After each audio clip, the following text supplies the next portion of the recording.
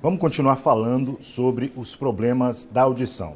A Ângela Bispo já voltou para conversar com a gente aqui agora. Ela está com o otorrinolaringologista Vitor Campelo.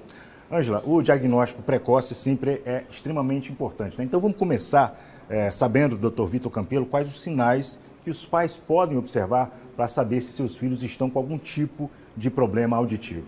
Mais uma vez, bom dia, Ângela.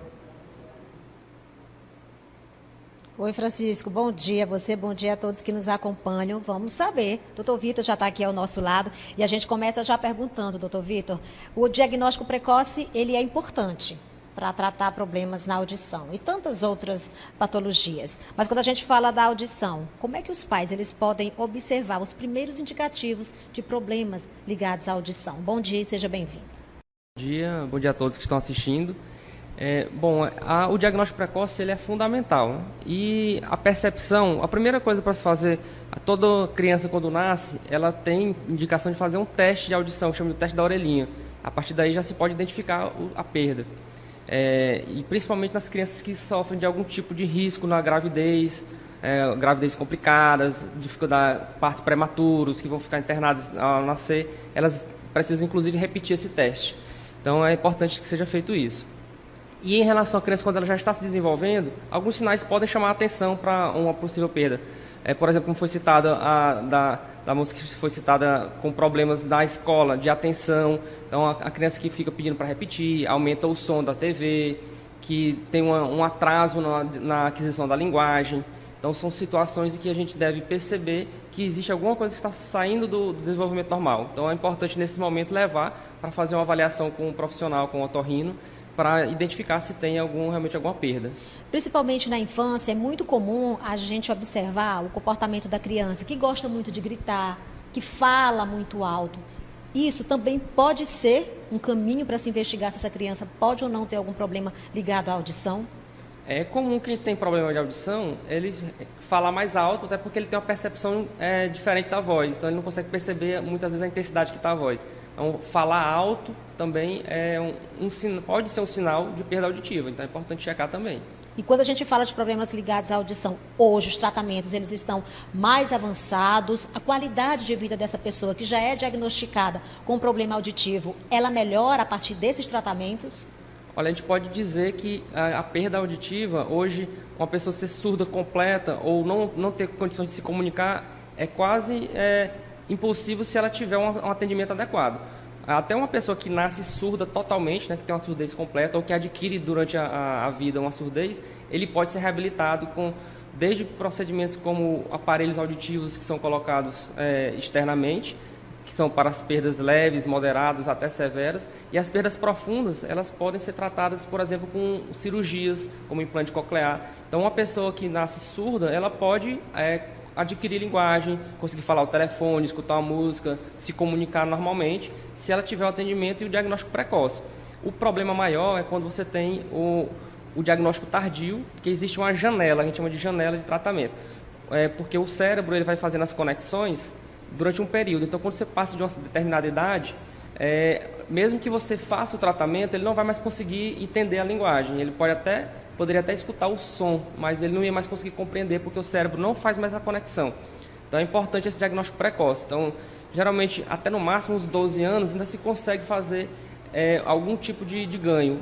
E o ideal mesmo abaixo dos 6 anos. E quanto mais precoce você identifica, maior o resultado depois. Doutor, hábitos que não são recomendáveis, a gente já sabe, mas que a gente faz às vezes sem nem perceber. Deu aquela coceirinha no ouvido, a gente insere ali algo pontudo, pode ser um bocalzinho de uma caneta, ou mesmo cotonete, o dedo. A introdução de qualquer que seja o objeto no ouvido pode machucar alguma parte do nosso ouvido e provocar um problema de audição?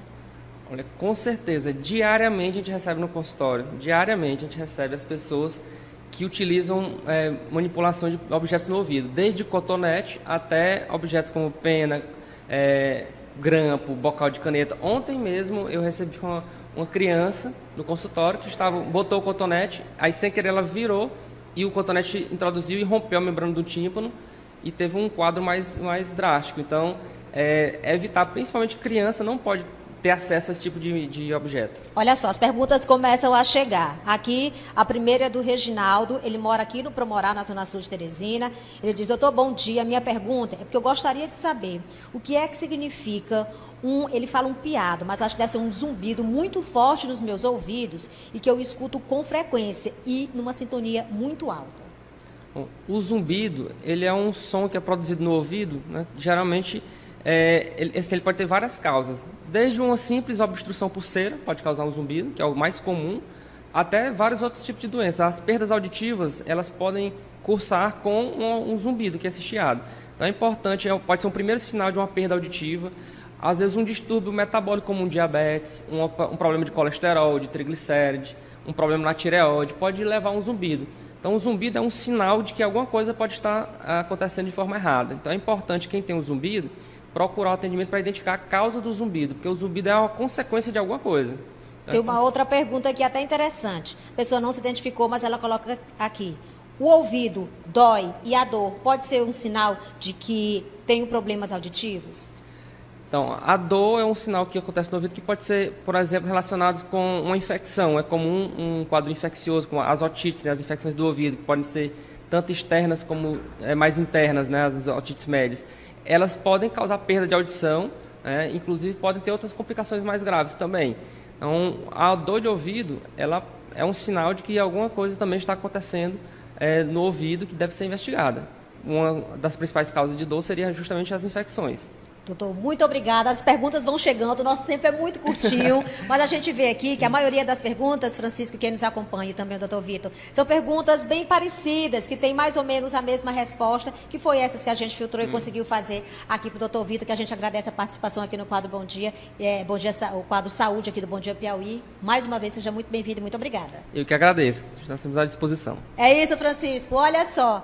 Nesse momento, meu ouvido está com essa coceirinha, né? Que dá vontade da gente meter o dedo, mas não dá para fazer não, viu? E o diagnóstico precoce, como o doutor muito bem explicou, é um caminho para que os problemas sejam resolvidos. E olha, é bom a gente saber que a tecnologia está avançando tanto que permite, inclusive, hoje, quase que de forma inexistente, né? Porque a gente sabe que casos de surdez elas existem, né? As pessoas algumas chegam realmente a ficar surdas, mas a tecnologia tem ajudado bastante a resolver os problemas ligados à audição. A gente volta com você aí no estúdio agradecendo mais uma vez a participação aqui do Dr. Vitor, que conversou com a gente. Francisco?